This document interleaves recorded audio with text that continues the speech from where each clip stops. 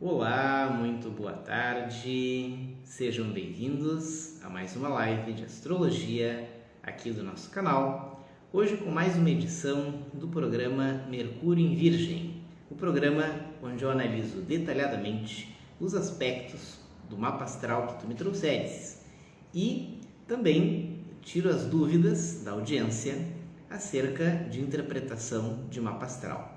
Essa ferramenta tão fantástica que é o mapa celeste, o mapa astral, sempre vai nos abrindo novas curiosidades quando a gente se dedica a aprendê-lo. Então, para a gente começar hoje, hoje não temos uma enxurrada de perguntas, mas temos algumas que nos enviaram. Hoje são apenas 3, normalmente são mais, a gente seleciona umas 4. E dessas 3, a gente tem a primeira sobre as modalidades. Um dos signos mais comentados ou falados, para não dizer mal falados, porque o pessoal às vezes não conhece e fala o que não sabe, é o signo de Escorpião. Para quem estuda conosco aqui, sabe das modalidades dos signos, e Escorpião é um signo de modalidade fixa. Então, o padrão de ação do Escorpião corresponde à modalidade fixa. Sua forma de agir, o seu modo de se expressar através da ação é fixo.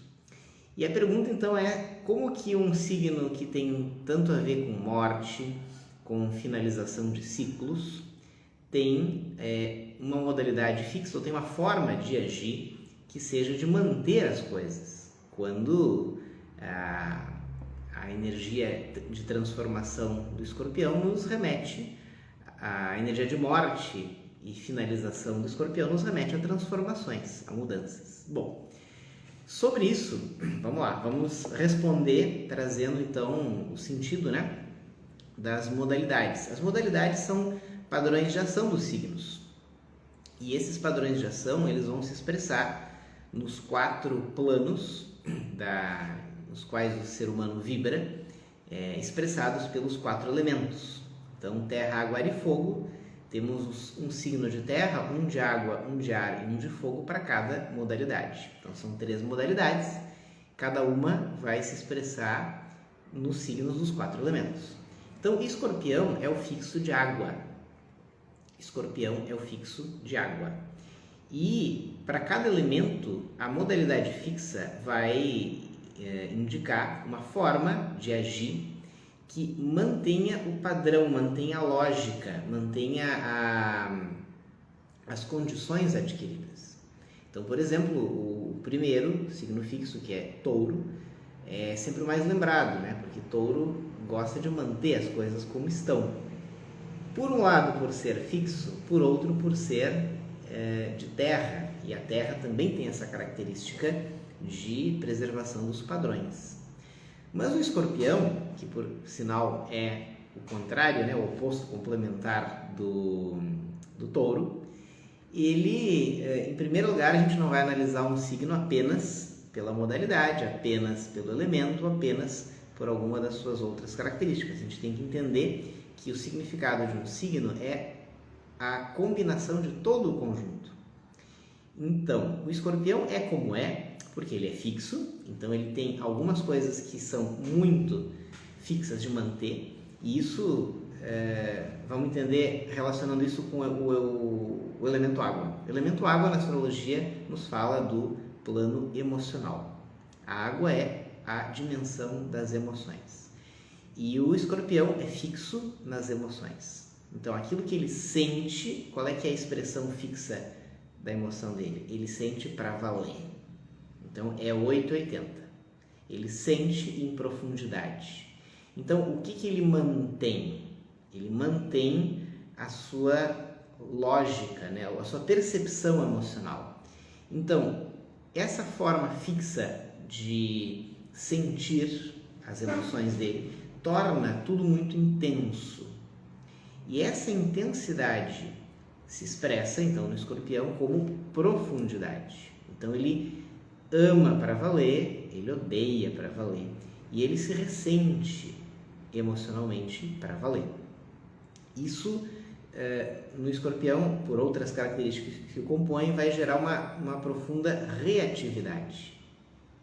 Então isso talvez seja uma das consequências dessas combinações, uma das consequências mais conhecidas. O escorpião costuma ser bastante reativo, ele reage a tudo, porque ele sente tudo com muita intensidade.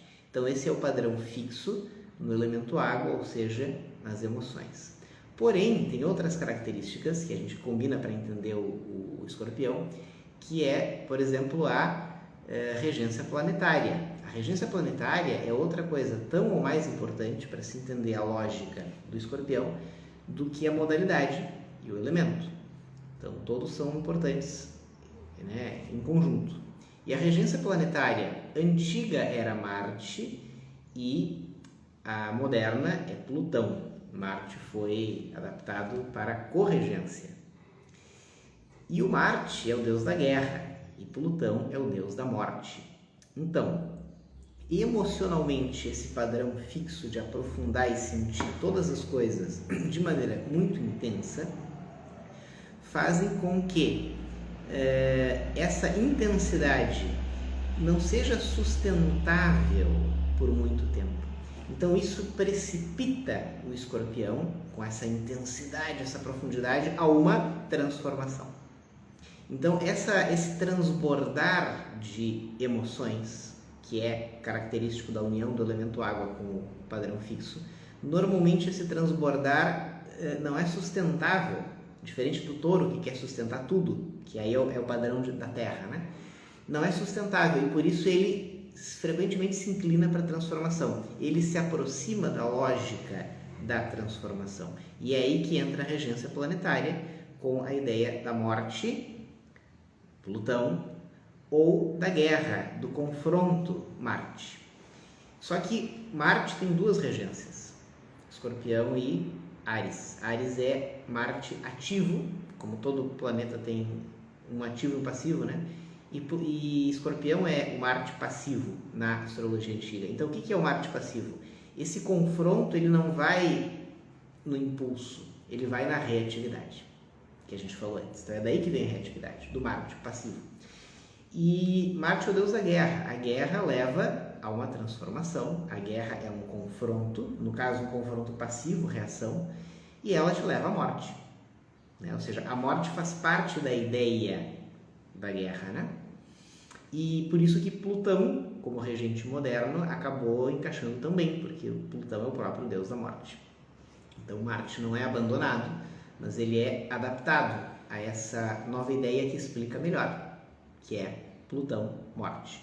Então vejam que a gente tem que entender todos esses conjuntos para entender por que Escorpião, por um lado, tem a ver com morte, transformações profundas, finalização de ciclos, porque a morte é a finalização de um ciclo, né? De uma fase, que é a fase da vida visível. E ao mesmo tempo, por um outro lado, o Escorpião também é um signo fixo. Então vejam como a gente entendendo o conjunto, e para isso façam curso de astrologia conosco, que vocês vão aprender tudo isso. Para a gente entender tudo isso em conjunto, a gente vai entender que sim, o fixo não é só uma coisa isolada. Ele é um padrão de ação. E esse padrão ele cabe para todos os elementos e cabe para todas as regências. Então a gente combina tudo isso, aí tu vai ter o signo completo. Então para tu entender um signo, que eu espero que tenha sido o maior benefício da resposta, que buscou ser completa, não considerem apenas esses aspectos isoladamente. Ah, é fixo? Sim, é fixo. Isso quer dizer uma coisa, não tudo. Tá? Porque vai ter 4 tipos de fixo. Esse é o fixo emocional, que gera tudo isso que a gente explicou. Acho que consegui responder. Vamos lá. Segunda pergunta do Mercúrio em Virgem de hoje. Qual a relação entre ascendente e casa 1? Significa a mesma coisa?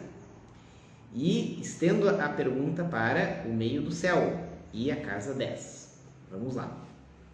Nós temos na circunferência do diagrama do mapa astral 12 setores, que são chamados de casas e representam as áreas da vida da gente. Então nós temos as 12 casas representando 12 áreas da vida. E cada uma delas tem uma lógica própria. Então a casa 1, por exemplo, É a expressão da pessoa através da ação. E a casa 10 é a sua relação com o meio, é o seu papel no meio em que ela vive, ou seja, em geral, o meio social. Então que papel eu desempenho na sociedade? Isso tem a ver com cargos, tem a ver com posição social, mas no dia a dia tem a ver com trabalho enquanto carreira, que papel eu desempenho, que lugar que eu ocupo nesse grande jogo da sociedade. Então isso é a casa 10 e casa 1. Porém, existem 4 pontos cardeais. A gente tem que cuidar para não confundir ponto cardeal do mapa astral com pontos cardeais da geografia. Então seria norte, sul, leste, oeste. Não, seriam pontos extremos, pontos cruciais no mapa, que são o ascendente, o descendente, o meio do céu e o fundo do céu. Em ordem de importância, para simplificar, desses 4, os 2 que têm maior importância, os 2 desses 4, são o ascendente e o meio do céu. Esses pontos, eles se localizam onde? No início, no grau 0, né, no início da casa 1 e no início da casa 10. Então, o que é o ascendente? É um ponto. O que é a casa 1? Um setor inteiro da circunferência. O que é o meio do céu? Um ponto. O que é a casa 10? Um setor inteiro da circunferência. Só que o ponto ascendente se localiza onde começa a casa 1 e o ponto do meio do céu se localiza onde começa a casa 10. Pena que eu não consigo desenhar aqui, mas acho que vocês estão visualizando sim. E o que acontece? É sinônimo, a pergunta então é sinônimo ascendente e casa 1? Não, é sinônimo ascendente e início da casa 1. Agora, o significado da casa 1, sim, está totalmente atrelado ao significado do ascendente. Por quê? Porque o ascendente é um ponto, e esse ponto sempre vai se localizar em algum grau que pertence a algum signo. Então, a gente vai dizer que o ascendente é o signo tal. A gente vai falar do signo ascendente. É o signo que está naquele ponto. Só que esse ponto é o início de uma casa. E toda casa tem o seu significado explicado pelo signo onde essa casa começa. Tem até uma palavra técnica para o início de casa, que é cúspide. Então, a cúspide de uma casa é um ponto. E isso vale para todas as casas. E esse ponto ele se localiza no grau de um signo. Então, esse signo vai ser o que explica toda a área da vida daquela casa para a pessoa. Ah, mas aquela casa avança e mergulha no outro signo. Tudo bem, vai ter um significado complementar. Mas a casa é explicada pelo signo da cúspide, sempre. Então, das 12 casas, algumas são, digamos, especiais, porque se localizam nos pontos cruciais. Desses pontos cruciais, estamos destacando 2, ascendente e meio do céu. Então, a cúspide da casa 1 é o ponto ascendente, se localiza num signo, tem a ver com o significado da casa, sim, porque o signo que explica aquela casa vai ser o mesmo signo em que está o ponto ascendente. Daí a pergunta, quem fez a pergunta sabe disso ou entende isso, né, que eu estou falando. Então, não é sinônimo, mas toda a lógica da casa 1 vai se explicar pelo mesmo signo do ascendente. Então não é sinônimo, mas tem tudo a ver. O signo é o mesmo, que vai explicar as duas coisas. O signo ascendente é a expressão mais pessoal que a gente tem, através da nossa ação. Fala tudo sobre a nossa ação. E a casa 1 é toda a área da vida da expressão do eu através da ação. Então não é sinônimo, mas tem tudo a ver uma coisa com a outra. Estão intimamente relacionados, casa 1 e ascendente. O mesmo que eu expliquei vale para a relação entre a casa 10 e o meio do céu. Meio do céu é como tu te projeta no mundo, meio do céu é como tu consegue as coisas. Meio do céu é o ponto mais alto do firmamento que indica onde está o teu ponto mais alto, como ele é. E isso é explicado pelo signo em que esse ponto está. E o signo em que esse ponto está é o início da casa 10, que é a casa do trabalho, da carreira e tal. Então, tem tudo a ver o significado do meio do céu com o significado da casa 10 como um todo, embora não sejam sinônimos. Estão intimamente relacionados. Estão explicados pela lógica do mesmo signo, seja qual for. Então, o signo do meio do céu é o signo que explica sempre a lógica da área da vida da casa 10. Beleza? Então, esse aí é a resposta da segunda pergunta, que essa segunda pergunta, as duas foram longas, mas essa foi um pouco mais, porque exige uma certa capacidade de visualização. Vamos para a terceira e última pergunta de hoje. Pontos de morte. Vamos lá. Essa aí pouca gente sabe, né? Então, para a maioria vai ser uma novidade. A pergunta fala sobre se é possível identificar os pontos de morte no mapa astral. A resposta será dúbia. Como assim? Sim, é possível identificar. Porém, não conheço ninguém, até hoje, vivo hoje, que saiba encontrá-los. O que não é um problema. Com o grau de consciência humana, coletiva, filosófica, ética, que impera na maioria das pessoas hoje, é melhor que não se saiba onde estão os pontos de morte no mapa. Mas o que são os pontos de mapa? Os pontos de mapa na morte? Não, os pontos de morte no mapa. São aqueles momentos da vida em que, na natural lei dos ciclos, o nosso corpo, mente, alma, todo o nosso conjunto humano se prepara no seu ritmo próprio, individual, natural, ele se prepara para morrer. Isso não acontece muitas vezes, acontece algumas vezes ao longo da vida. E a gente morre num ou no outro. Mas e acidente? Olha, acidente sempre é um arranjo que corresponde a alguma lógica, né? O acidente nunca é total, o acidente sempre é alguma coisa que aconteceu fora do planejado, mas ele acontece dentro de uma lógica muito lógica. Então, ele conta na lógica dos acontecimentos como um acontecimento a mais. Então, ele vai seguir a mesma regra de qualquer outro tipo de morte, um acidente. Então, morrer é uma coisa muito séria, porque é como nascer. Pensem que faz todo sentido, né? Astrologicamente, a gente entende o sentido profundo do nascimento. E todo o nosso mapa astral é calculado a partir do momento mágico, único, perfeito, preciso, exato do nascimento. Morrer é a mesma coisa.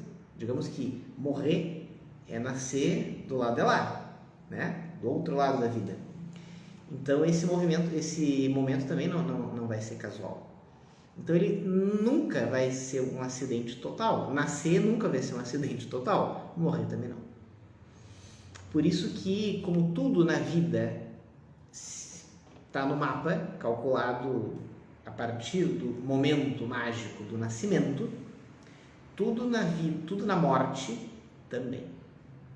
E a morte, como um outro lado da vida, também segue as regras do nascimento que valem para o mapa astral. Então, sim, no mapa estão pontos de morte, que são o quê? Não o ponto em que a gente vai morrer, ou o momento, não está isso. Mas estão as probabilidades, que não são milhões, são algumas. Então, o que define se vai ser numa ou noutra? O nosso livre-arbítrio. Então, pelo nosso livre-arbítrio, a gente vai mudando essas probabilidades. Vai mudando. E se hoje o meu ponto de morte mais provável é daqui a 20 anos, pela minha ação pode mudar. Pela minha ação pode se antecipar ou se retardar, e nem sempre uma coisa é boa ou ruim, a gente não sabe, só o tempo vai dizer. Então, o assunto é bastante complexo. E nos falta muito conhecimento e muita consciência para lidar com ele. Então, o que acontece? Normalmente a gente ignora isso, porque no nosso grau de consciência é melhor que a gente não saiba. Por quê? Porque não sabendo, a gente vive cada dia como se fosse o último, a gente vive plenamente tudo que tem para viver, e era isso. Então, a gente consegue muito mais veracidade nas nossas experiências não sabendo. Não é uma coisa determinista, porque se em algum momento a humanidade recuperar ou alcançar ou conquistar uma consciência espiritual muito elevada, isso naturalmente vai se revelar, ou vai se abrir, ou a gente vai poder conhecer isso ou lidar com isso. No atual momento, eu estou convicto de que nenhum de nós tem uma boa maturidade para lidar com isso, então é melhor não saber. Assim de simples. Agora, todas as tradições astrológicas clássicas dizem que isso está no mapa. Isso está calculado, as probabilidades estão calculadas ao nascimento. E em alguma delas acontece a passagem. Considerando que, tecnicamente, a morte é um evento como outro qualquer.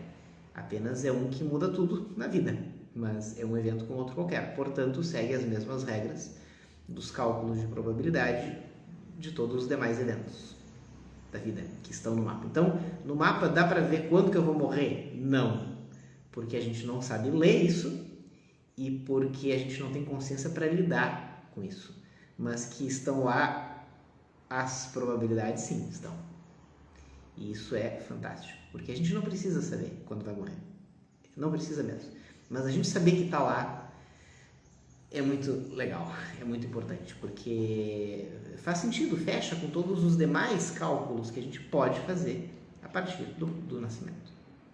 Então, isso foi a terceira pergunta sobre os pontos de morte. E se estão no mapa, sim, estão. Não quer dizer que a gente consiga calculá-los, nem identificá-los, nem entendê-los, mas estão. Uma pista só para alimentar as curiosidades também.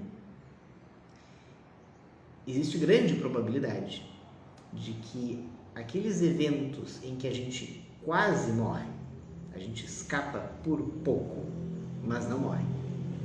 Seja escapei de um acidente, passei de raspão num lugar, sabe, que podia ter morrido, podia, mas por algo que não dependeu totalmente de mim, não aconteceu e cá estou. Esses são grandes chances de termos passado por um desses pontos. E não era a hora, mas podia ter sido. Tá? Então, isso só para alimentar a curiosidade de vocês. É um assunto que a gente não trata apenas na astrologia, se trata em várias outras linhas de estudo, filosofia, esoterismo, etc. E é interessante. Então, esse foi a terceira pergunta. Agradeço aí, essa aí espero não tirar o sono de ninguém essa noite, pensando nisso. Mas, como filósofo, devo ressaltar que quanto mais a gente conhece a astrologia, mais a gente entende a importância de valorizar a vida, valorizar as oportunidades e de abraçar a responsabilidade de fazer a vida valer a pena. Fazer a vida ser uma saga, né? Sermos muito gratos ao que a vida nos deu e sermos muito generosos na retribuição disso. Sempre procurar retribuir aquilo que recebemos da vida. Nada nos impede de fazer isso, exceto a nossa falta de consciência. Então, isso, conhecendo a astrologia, somos convidados a melhorar esse ponto. Por hoje era isso. Foi um privilégio ter estado com vocês. Agradeço aos que nos acompanharam aqui no programa e agradeço aos que enviaram as perguntas.